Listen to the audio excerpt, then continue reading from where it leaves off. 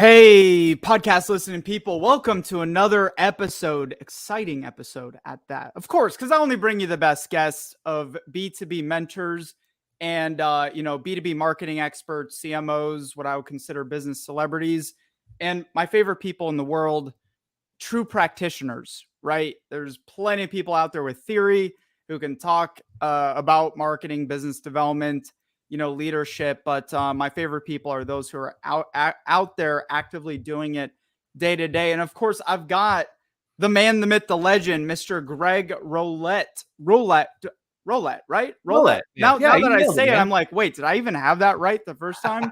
Crushed it, man. Good buddy of mine. I don't know what's going on with the recording. Now it's saying it's recording now. Hopefully we got the beginning section, but we'll figure that out later.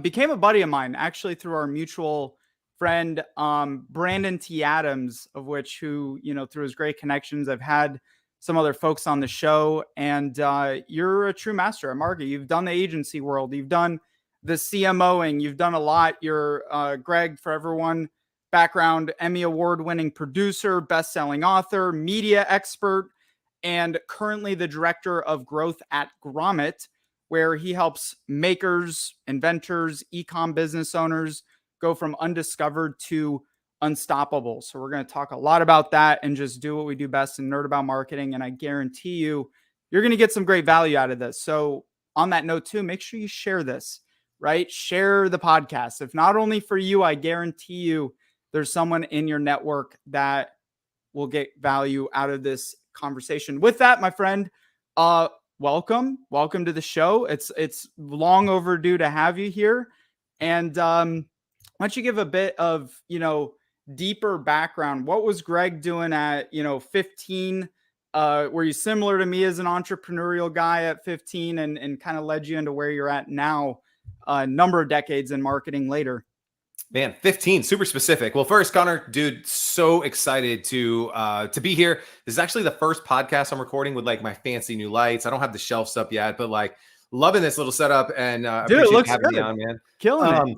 So 15-year-old Greg was actually trying to be a rapper. And as crazy as that sounds, but it leads into a lot of the next steps is I believe during that time frame of my life. So when I was 15, 16 in that time frame, this is Cash Money. This is Death Row Records. This is No Limit Records. This is like the heyday of basically entrepreneurs masquerading as record label executives and, Diddy and Dr. Dre and like all of these figures that we know as like basically celebrities now, like they were record label owners and I wanted to own my own record label. And the number one way I knew to do that was you needed to sign an artist and I didn't have any artists to sign. So I just signed myself. Right. And so it led me to senior year of high school. I was working at a Mexican restaurant, waiting tables, took all the money from that and recorded my first album with one of the buddies I played with on the football team and sold a couple thousand copies at like Friday night parties and things like that.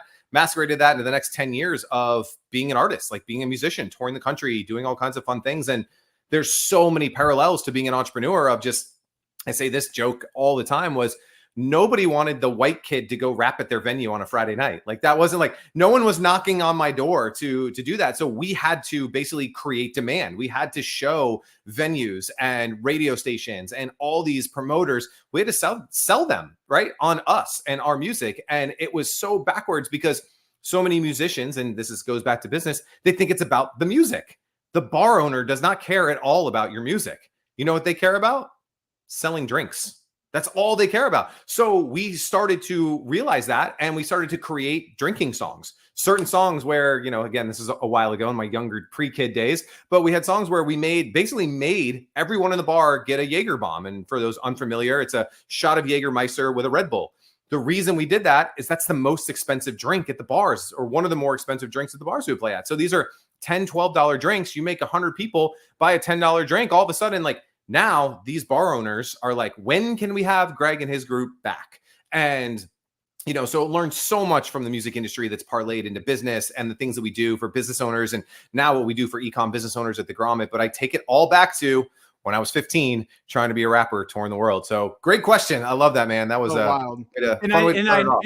I knew you did that. I didn't know you were actually in that for 10 years, in the music business for 10 years. Yeah, I was on the road for ballpark 10 years. I mean, it sounds way more glamorous than it was. It was literally like going from like crappy venue to crappy venue, making enough money to buy some chicken wings or ramen noodles, get to the next stop. But it was an amazing way to be, 17, 18 to 25, 26. So we had a blast. Was there a family member that, was in music or entrepreneurial? Like what kind of instilled that natural entrepreneurialism into you at an early age? Yeah, I think part of it is just like I grew up lower middle class. Obviously, when you're a little kid, you don't really understand that. As you start to get into high school, I went to a kind of what would be considered like an upscale high school, public school, but I was one of the poor kids that like I was the one like, why don't I have Tommy Hilfiger polos and I'm wearing like ones that I got from Target? And why do these guys have a new pair of shoes every week and I'm wearing hand-me-downs? And like you start to like think about this and you're like, well, it's not going to come from my parents. And it's nothing against my parents. Love my parents.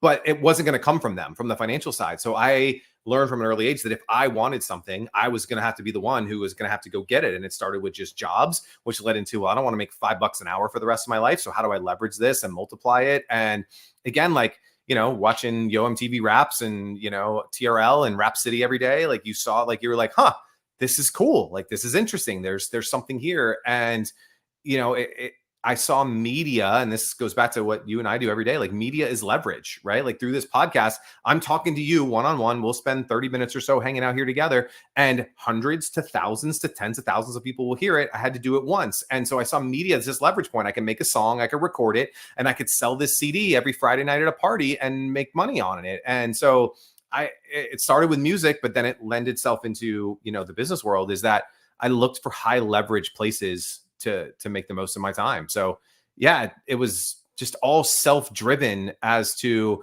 no one's going to hand me anything. If I want something, I'm going to have to go out there and just make it happen. And I think that's a mindset that we need to teach a lot more into younger people today, is that they expect a lot of things to be handed to them, given to them, entitlement. But like, if you want something, it's there for you, especially today. Like you can listen to a podcast like yours. You can, like, the information's there, but 100%. Most people just don't take the effort, right? Take that first step to go and make it happen. And I was fortunate enough to, I don't know, just not be scared to go out and do it. Right.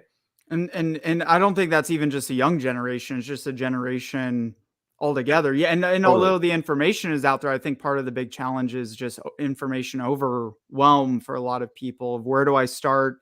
And then you end up starting, especially being an entrepreneur. I honestly feel like, yes, although it's easier barrier to entry to be an entrepreneur nowadays, I think it's probably easier to be an entrepreneur 20 years ago, in the case that like the shiny object syndrome wasn't near as bad as it is now.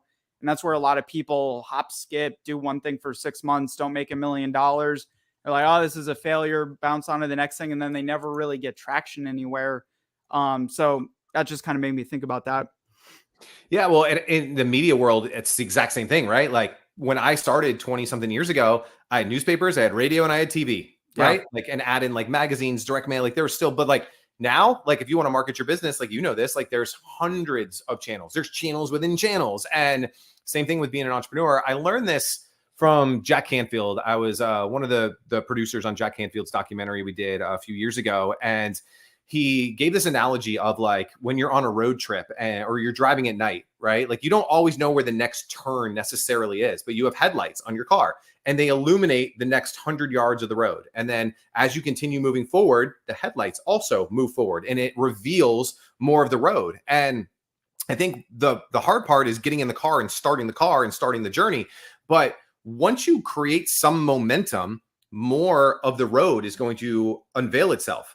Or to go back to information overwhelm, is instead of starting with like, let me get a broad business knowledge, let me start like, you want to start a podcast, right? Cool. What's the first thing you need to do? I don't know. Like, let's come up with a topic. Cool. Now let's go on YouTube and figure out how to create a topic for my, cool. Now I got a topic. Now I need show art. Cool. Now let me go like figure out just the one next step. I think so many people, they want to know, what are the 400 steps I need to take?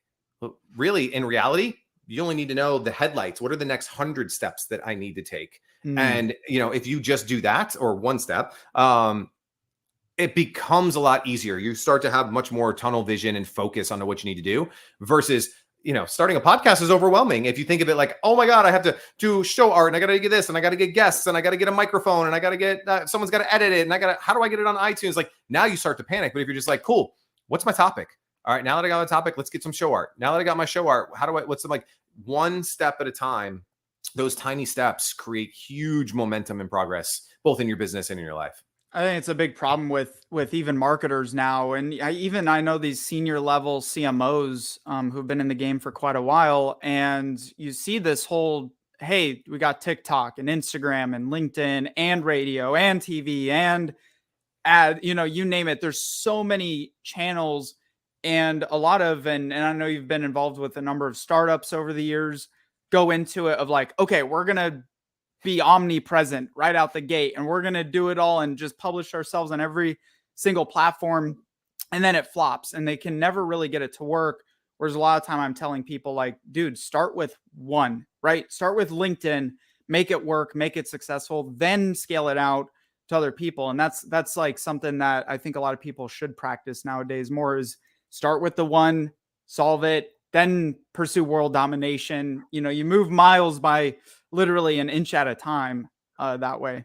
Yeah, it's like corporate FOMO, right? And like they feel like, well, my competitor is on these 3 states, but like, this, like you could have a very, very big business just on LinkedIn, just on Twitter, just on Facebook. Like, I ran, a $40 million a year agency just with Facebook ads, no other channel, right? We're doing it now on LinkedIn, only LinkedIn. We've done it just with newsletter ads. And so I think you see all these people doing all these things and it creates paralyzation. But yeah, learn one channel, own one channel, because you can go so deep. Now, obviously make sure that channel can go deep, right? But all of these platforms you can go deep on, it doesn't matter what the business is, and own that channel before you move on to the next one. Like we're all ready to jump. Like it's like, all right, we got Facebook ads getting us a 2-to-1 ROAS. Like let's jump onto Twitter. And like, no, you haven't mastered this. It worked for a week, buddy. Like go deep, like double down, find a new audience, like run a new ad test, like go so much deeper in one channel.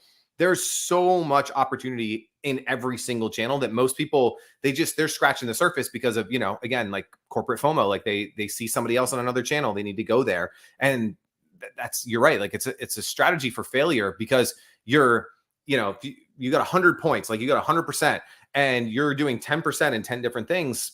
I don't know. I'd rather pick the person who's going 100% on one of them, the Bruce Lee thing, right? I don't want somebody who's practiced 1,000 kicks one time. I'm scared of the guy who's practiced one kick 1,000 times. That's the much better business to have. What was that? So what was kind of the next step? You get out of the music business and you're like, okay, I'm 10 years in. Now what do I do with my career? Where did you kind of evolve from that point? Yeah. So we went to basically doing what we were doing as musicians, but doing it for businesses. And I know that sounds kind of like what? But like music videos, right? Like that was hot at the time. Like you wanted to film yourself. You wanted your crowd to see you, all these.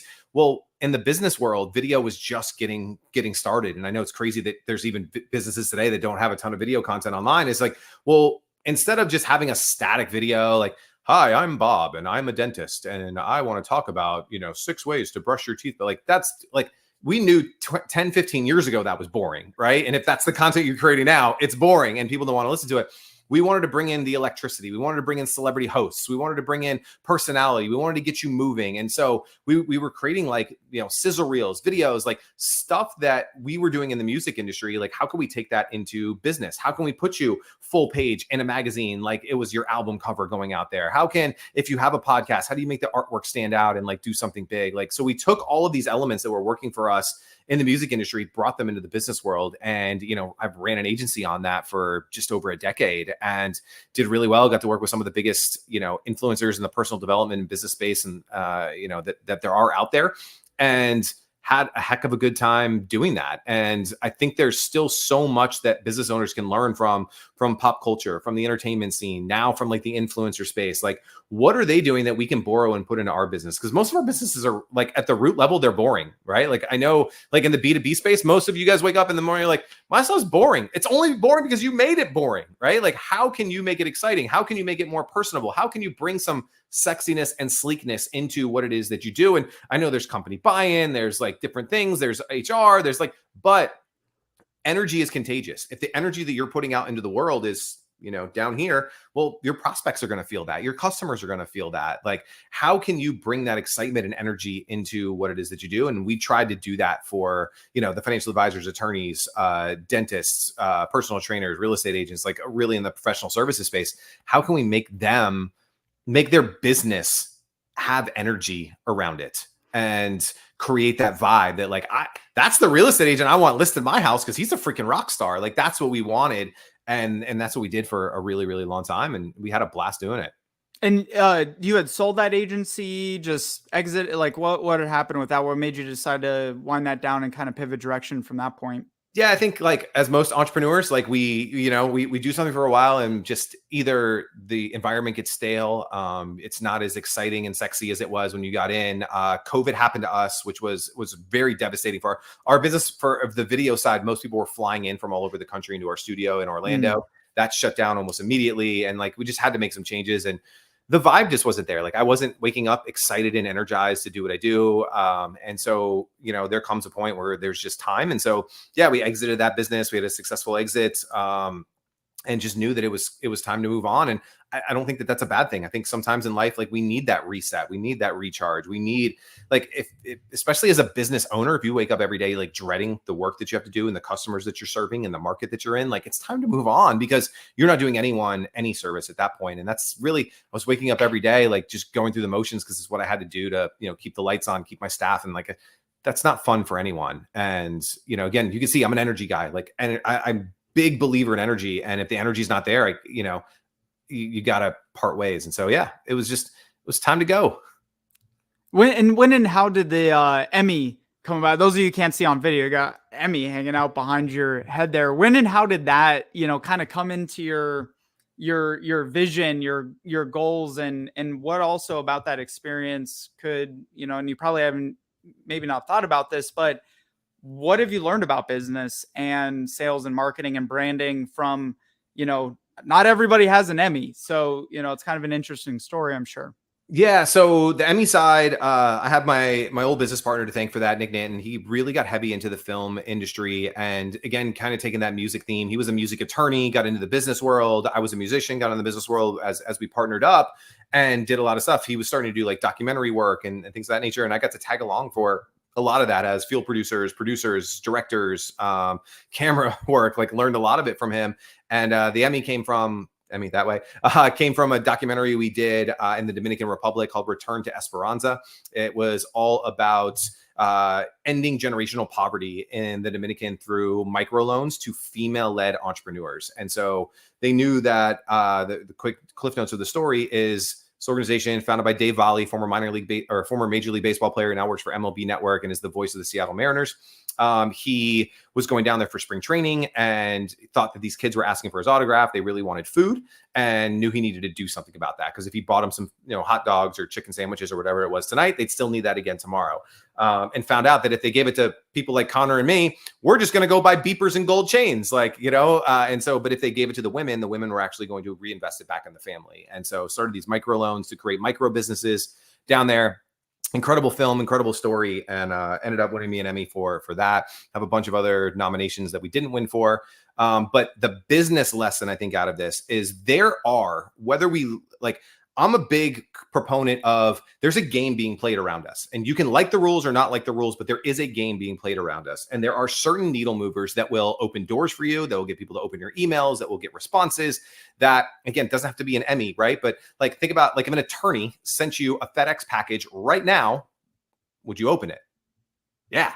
Because like it's coming from a person of authority. It's coming in an authoritative way in a FedEx package. Like you're like, whoa, shoot, am I getting sued? Is the IRS coming? Like what's going on? Like what do I have? Like you would open it immediately. And so how can you find those signals in your business and in around your industry that will help you to get the phone call answered, that'll help you to get the email opened? And there are positioning things. There are things like having an Emmy in the media world. Like it does give you like, the thing like Brandon and I, who you mentioned earlier, like we talk about this all the time, is like, it's not like the next day, like James Cameron was calling our house and was like, do our next movie with us. Like that didn't happen. But, in my bio, like people take it more seriously. When I send them like, hey, I'd love to come do this interview. By the way, I'm an Emmy Award-Winning Producer. Like I get that interview. I get the phone call answered. Like there's things like that inherently happen that having certain status symbols for the person that you're going after is super important. And I don't pull the Emmy card with everything, right? Because there's certain situations where it doesn't make any sense. But is there another piece? Like in the bio, you rattled off, like, I'm a best-selling author. I've got the Emmy. I've hosted TV shows. I've sold TV shows to Amazon. I've been a contributor entrepreneur for years. Like, which card do I need to pull that is going to help me get a more favorable response from this person? And I think in cold outreach, and when you're trying to build a business, when you're trying to do sales, all of those things matter. Is it the number one thing? No, not at all. But it's part of this mix of ingredients, this ladder of credibility that is going to help you get a faster result, that's going to get more of those phone calls answered. And I think it's super important to find those levers, right? And not all of them are award-based. Some of them are credential-based, right? Like an attorney. Like most people answer when an attorney calls, right? Because there's certain, if your doctor called you right now, Connor, it's your doctor, I need to talk to you, right? Like you take it, right? Because there's status, there's authority, there's credibility behind that. What are those things in your industry that are going to make it up? I will say, because I know that you have a lot of salespeople listening to this too as well, is sales awards are the one thing that backfire. And I know this from like so much data that I've done on this and trust work. I used to do a lot of trust work with Dan Kennedy on the marketing side. And if you're going to sell someone, and right behind you, you have all these plaques of like, I'm the top salesman. I made the most. Like, what do you think the prospect is thinking on the other side? This guy is going to sell me something and he's really freaking good at it. So now, tightens up his wallet, gets a little like, I don't want to be on this call. I don't want to be like that. So there are status symbols, credibility symbols that will actually backfire on you. Again, depending on the situation, right? If you're a salesperson, you don't want to tell the person on the other end that you're the best salesperson in the world and you win sales awards, because that no one ever wants to be sold to, right? They want an expert. They want an authority. They want someone who's the best in the world at what it is that they do, talking to them. And as I move out of the way, see, it's like almost Halloween. So my kids made these cool Halloween decorations behind me. So, but yeah, hopefully that gives a little insight into how I think about that stuff. Well, there's kind of two camps, because these are the majority of businesses out there anyways, though. And obviously, getting your first million in business, that's like one of the hardest. First, your first 100K and then your first million. So, for those who are trying to break their first million, and then I want to dissect a little bit your perspective, because you've done multiple 8-figure, companies and scaled those as well.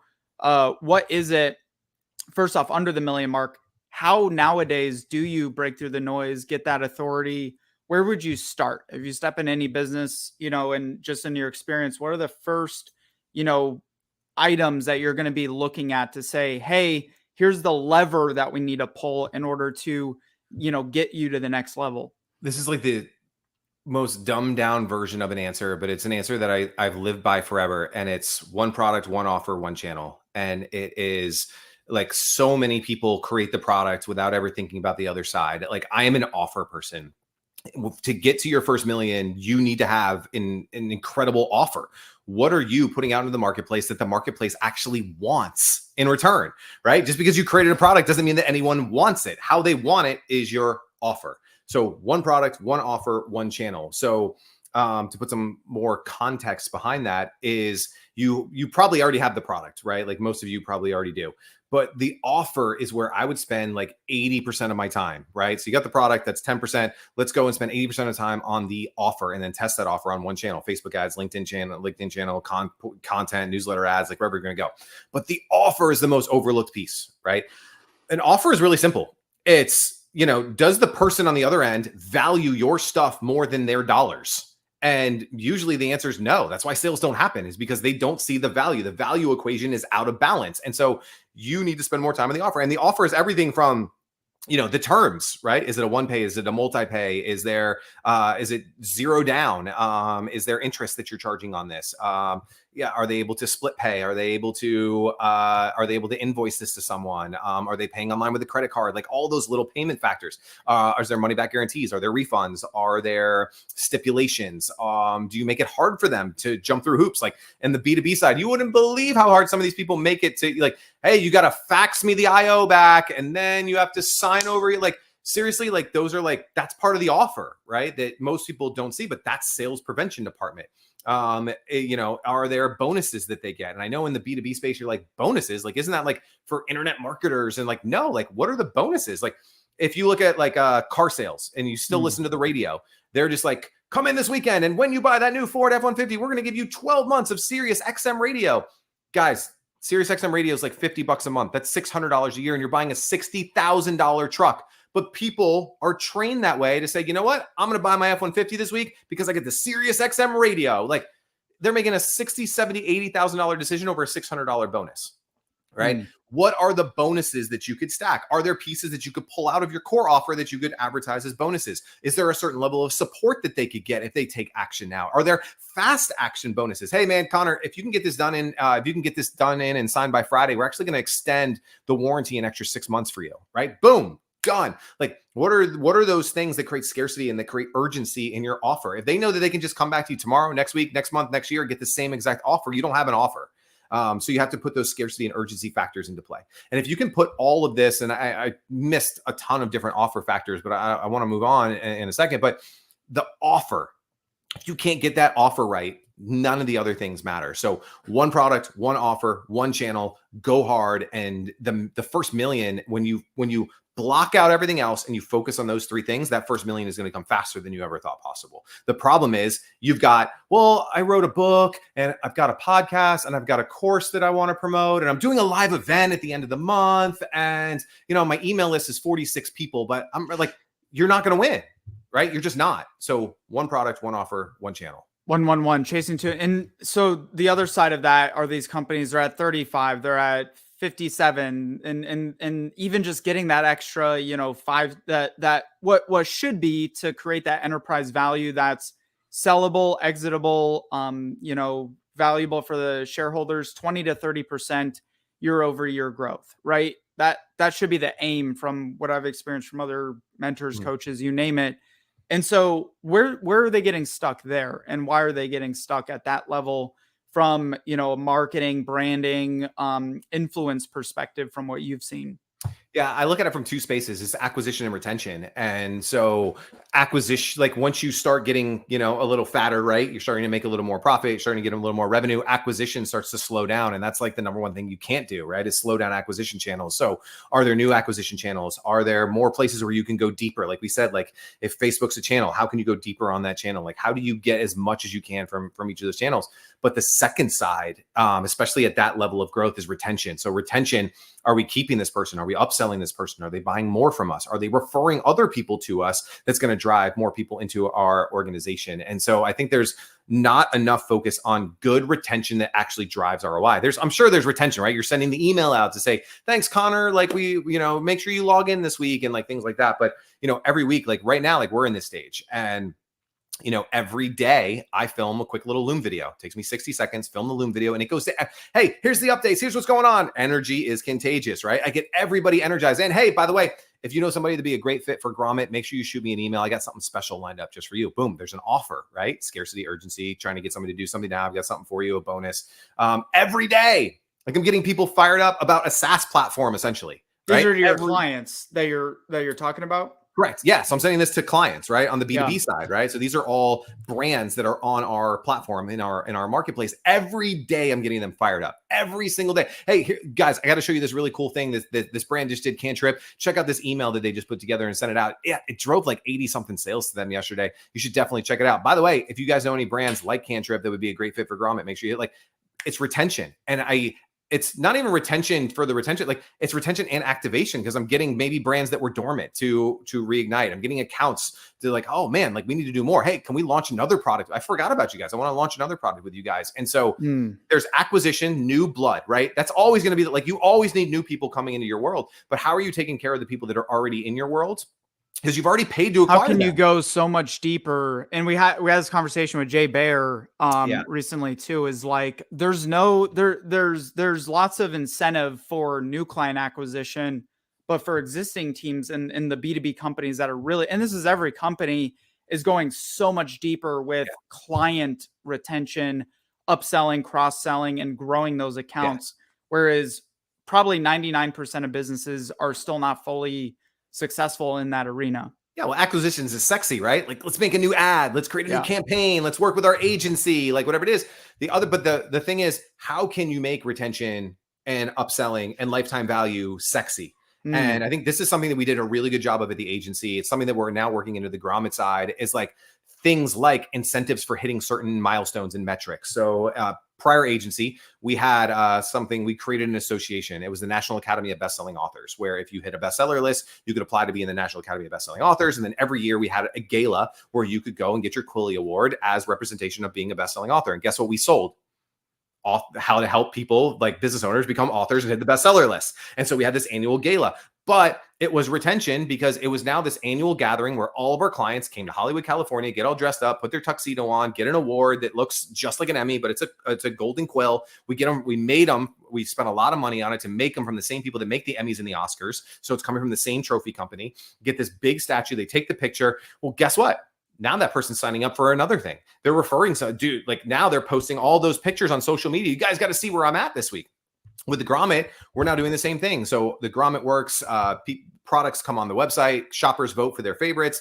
And, you know, some of these products were getting like hundreds and hundreds and hundreds of upvotes. Well, we started to see a couple brands getting to thousands of upvotes. Well, I'm creating the same thing. Like I'm creating the Grommies, right? And we're going to have the 1,000 upvote club. And every time a brand hits it, like, so now you want to hit these 1,000 upvotes. So you get we're doing like the YouTube, like million plays, you know, plaques. Have you seen those? We're doing those, but with our brand funnel awards, you know, those things like, it works. Now, guess what? This brand is going to get this giant package in the mail. They're going to film the whole thing. It's going to be in their office. So how did you get that? Oh, the Grommet. What's the Grommet? Boom. And like, we're making retention sexy because like this is the lifeblood of our business. If I get them from going from one product on the Grommet to 3, 4, 5 products on the Grommet, each product is $100,000. Like now I've just 5x that product with us.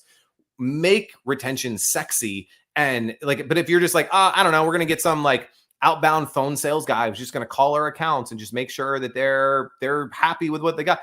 Then you're going to just checking in, right? Instead of like invest into it, and the dividends will pay off. Invest in your retention marketing the same way you do in your acquisition marketing, and good things generally happen. I'm sure we'll probably have to do a whole nother podcast just built around. And again, you don't have to do a whole lot to go study what these other brands do on the association side, on the award side, on the, you know, retreat. You know, there's so many different angles you can take that we think just because we're in a lot of the B2B listener side is this kind of very dry, unsexy industry. At the end of the day, you're still selling to people. And not only that, you're selling to more people who you need more buy-in. And it's way more emotional and personal than selling a product that you buy on Amazon. And so these things still apply, even though we consider like B2B marketing and B2C marketing, they absolutely apply. While we still have a minute here, talk a bit about Grommet. What are you doing actually? You're just bringing it up, the business, maybe any lessons that people can learn just from your experience in that company, and take it away. Yeah. So the Grommet's been around since 2008, and it really helps small independent makers, creators, inventors, you know, e-commerce business owners to connect with millions of passionate shoppers who are all looking to discover what's next. Our email list is more than 3 million active and engaged shoppers who've all bought something from the Grommet, and they're looking for the cool new thing. They're looking to be the cool uncle who got you that cool gift that you can't find anywhere, right? They're trying to find that cool thing to show their neighbors before everybody else. And so we're trying to connect these makers, these inventors, these people with great ideas, but you know, they're maybe just getting started. They just did a Kickstarter campaign. They're just, you know, getting there. They just got boxes of inventory and they don't know what to do. And we want to connect them with those passionate shoppers. And so every week we launch 20 brand new products to the marketplace. Every Thursday we do a launch day. These products fight and compete for product of the week. So they're all like emailing and going on social, and like they all want to win this because they get a big feature in the newsletter, which could, you know, get them hundreds and hundreds, potentially thousands of sales of their product in one day, which would radically, completely change their business. And so it's an amazing place, an amazing platform. And if you have like any kind of e-commerce, cool e-commerce products, if you're an inventor or maker, we'd love to just go to thegrommet.com. There's a big giant button at the top that says submit your product. We'd love to have it. It's the coolest part about this whole thing. It's 100% free. For shoppers, it's free. For brands, it is free. We charge 0 commissions. There's no sign-up fee. There's no setup fees, nothing. 100% free. And again, going back to the offer that we talked about earlier, how can you make the most irresistible offer possible? Where Amazon's charging you 17 to 22% fees, where Shopify's charging you fees, where different marketplaces, they want something from you as a maker. We want nothing from you except to grow your brand. And obviously we have ways to monetize that, because else we would stay out of business. But at the surface level, we will put you in front of millions of shoppers absolutely free. And it's really, really cool, really fun business. I get to meet no brainer offer. Gee, I wonder who would be involved in something like that. A no brainer offer. Maybe Greg himself. Got to make offers, man. Got to make offers. You got to make them as good as you possibly can. Like I've Yeah. learned this for so long that like you have to create great offers. There's a great book out there. I wish I wrote it, but I didn't, called $100 million offers by Alex Hormozy. Definitely recommend checking that out.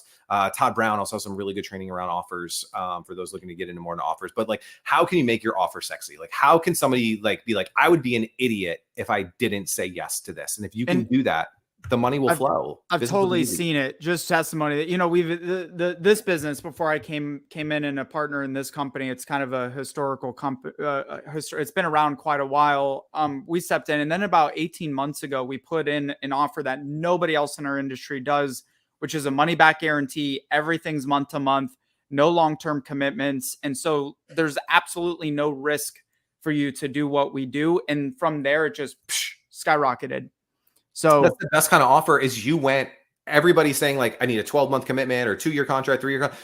If you just look at the marketplace and you just say, if everyone is doing this, how can I do the exact opposite? Yes. Right? Yes. Like that's it. And when our sales rep says, listen, we want your business for the long term. And here's what we're going to do is put skin in the game to earn it from you, not with the expectation that we have to pin you into something in order to earn it. So that's big. Before we wrap up here, Greg, what is one thing you've held as a long-standing belief about business marketing, either business or marketing or both, that you've maybe kind of changed your mind on in the last couple months here?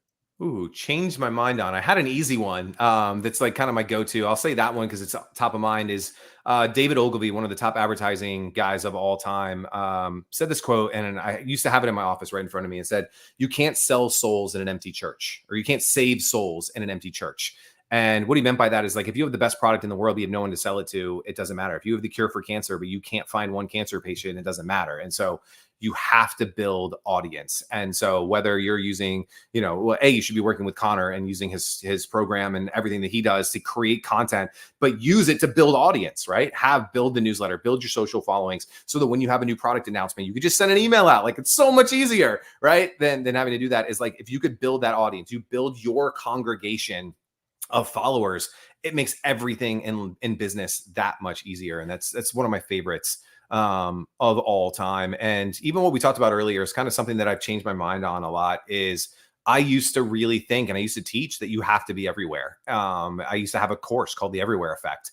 And now older, wiser Greg kind of thinks that it's unsustainable for most people in most businesses, but you get half-assed traction, and that's not what I'm about. So like even myself, like I'm 100% in on LinkedIn and Twitter right now, and that's it, right? I don't post any business content on Facebook or Instagram or TikTok, or like they work. Yep. FOMO. Yep. But I have to stay in my lane. And I know that if I put 100% of my effort into this strategy, I'm going to get 100% of the results. And I've really done a 360 on that, because I used to subscribe to this fact that you literally have to be everywhere. And it's great if you do. And if you have a company or a source that can help you to do that, great. But like you as an individual, like you only have so many hours in the day. I've got a lot of kids. I've got baseball practice. I've got I can't spend time on all of these platforms and make them work. So really finding that one channel that is the catalyst for where your people are and where they're going to take action, I think is super powerful. I think you and I can come to the exact same realization. So it's really interesting to hear you say that. I think I've done a complete 180, 360, or 180. If you do 360, you're doing a full circle. But I get what you're saying with that. What is it? Any connections, relationships, hires you can think of, partners, you name it, call it out, that the listeners, if something resonates, they can reach out and connect you with those resources. What are you looking for now? Yeah, I'm looking for eComm brands. Like if you know somebody who's got a cool product, a cool invention, something that they just made, a cool Shopify store, a cool widget gadget, like send them my way. I want to meet them. Like my personal mission, even outside of the Grommet, I want to help 1,000 makers make their first 1,000 sales. I think this is the hardest thing, is if you've done all the hard work and you've made this widget come to life, and now you have now how do I sell my first 1,000 is the hardest thing to do in business, because once you get those first 1,000 true fans, the world opens for you. And so that really is my mission, to help 1,000 makers make their first 1,000 sales. And so if you know someone out there who is thinking about making a product is on Kickstarter with a product, I want to know them, meet them, because I want to help them with the hardest part of their business. And I want to do it absolutely for free. Best way for people to find you, follow you, get into contact with you. Greg Rollett on all the socials. So Instagram, Facebook, LinkedIn, all those great places. LinkedIn's a great place right now. It'd be awesome. And then obviously I want you to go buy something cool this Christmas season on the Grommet.com. So go get all your Christmas gifts there. I'd love nothing more than for you to do that. So yeah, head out and check out all the cool products. There's like 300 something that we've launched just in the past 8 weeks. So lots of cool stuff for you guys to check out. Grommet.com, connect, LinkedIn. We'll get all the links in there. Greg, can't thank you enough, man. Always good to nerd out on marketing with you. It's a blast. So welcome anytime. There's a whole lot more that we could definitely cover, but got to wrap this thing up, guys. Much love to you. Appreciate you tuning in. Again, make sure you share this, subscribe, all the great things you do. When you get a podcast episode that's valuable, reach out to Greg, and we will.